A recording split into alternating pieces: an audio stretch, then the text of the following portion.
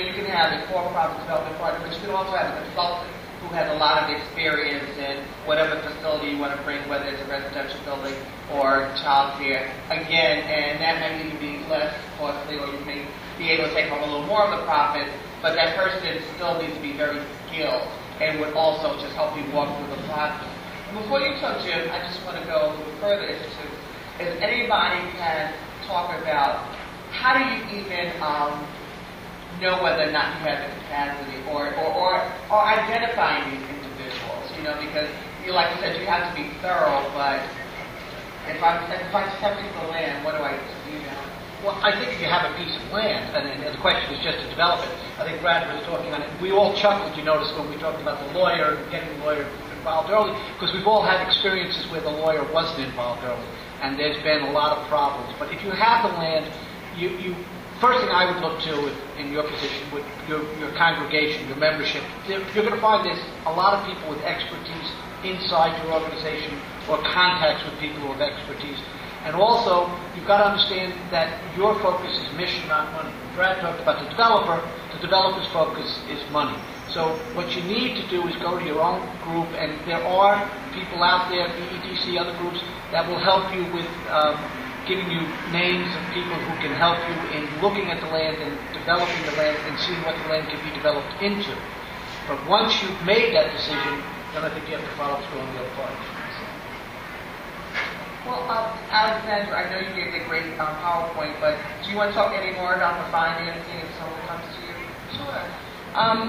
Well, we have two sides of our organization. So if you own land and you want to serve as your own developer, we have a lending side where we have an office in Brooklyn as well. So our Brooklyn office, you can go in there, even if it's just sort of at the idea stage, and you want to figure out what your property is sort of worth and how much debt you can put on it in terms of evaluating it. We will have someone from our Brooklyn office come out and meet with you and take a look at the property and actually run some numbers and do an analysis if you want to do housing. That's really what we focus on, and if there's a community space component to it or a retail component to it, we would analyze that as well, because that often helps boost the amount of debt you can get and the revenue that you can obtain. So one example is we're working with the church a few months ago, and they own it's 4 units and an adjacent building. And for the last 30 or 40 years, they really haven't put much money into it in Bed-Stuy, so the value of their property has increased tremendously, but they weren't really aware of how to unlock that value. They met with us, and we had one of our mortgage officers do the underwriting and let them know how much debt they can put on the property to renovate it, along with, doing a market analysis for them, telling them what the market rents were and whether or not what they were charging was up to par, and whether or not they wanted to raise it, because some churches that we meet with and other faith-based institutions want to voluntarily subsidize the rent that they charge, and that's fine. And we sort of just help them understand, if you were charging this rent, this is how much you can borrow. If you want to take it up to market rate, then you can borrow this much more. So, and that's just at the very early stages of conceptualization. So, and we're happy to do that. That's part of our mission. So we meet with people all the time that own property and just want to get an idea of what they can do. On our development side, we also provide equity. So if you own a piece of land and you're at the point where you've decided that you want to develop it and you've decided that you want to partner, CPC is one of the organizations that you can partner with. So the process would be, again, calling me, and we could sit down and talk about what it is that you want to develop, and we would give you some feedback in terms of, whether or not we think that's something that can be done based on the zoning analysis. We'd give you a brief zoning analysis and help you decide on, maybe some other ideas of what you can do with your land. I met with someone earlier this week that has owned land for about 30 years and now wants to develop it. So we're going to give them a numbers analysis in terms of what they can do, and they can take that and decide, from there. Again, CPC is one organization, LISC is out there, Enterprise is out there, BECD, so there are a number of organizations that you can go to for help. Thank you.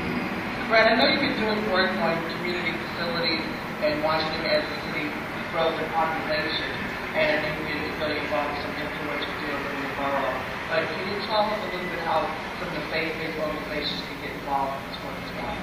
Well, I think there's really two quite different tracks, and hopefully they'll relate to each other. One is having the faith and the perseverance and the patience to try to do some of these deals, and not to be discouraged by how challenging they can be.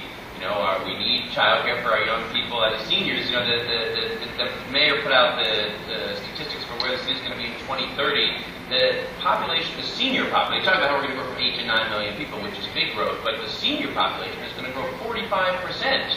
So, Brooklyn's going to have like a couple 100,000 more seniors. So, if we don't start thinking about where they're going to live and where the services are going to be provided, we're going to wake up and wish we had. And I think folks with a long-term vision of service can just get started on the projects that they see their church and their communities needing, and persevere, because every one of those is great, even if it's not going to meet the whole need.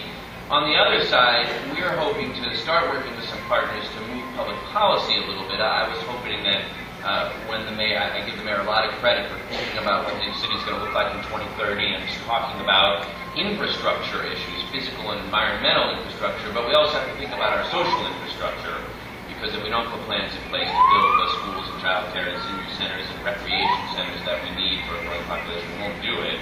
And I think there may be opportunities, and if folks are interested in starting to get involved in sort of thinking about what some public policy efforts would be to try to have the city do more in that realm as well. There were times in the past when the city put land and capital toward everything from building new public pools, like the ones that we're lucky to have in the city, to child care centers, and we're going to have to do some more of that soon. So hopefully that's one thing that's only going to happen if people believe there's a moral need for it. Obviously, it costs taxpayer dollars to do those things, and we're only going to spend them if people decide morally and politically that's important.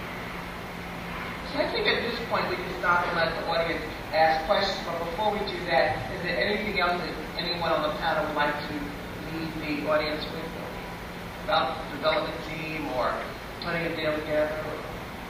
Good? All right. Is there any questions? You can step to the mic, please.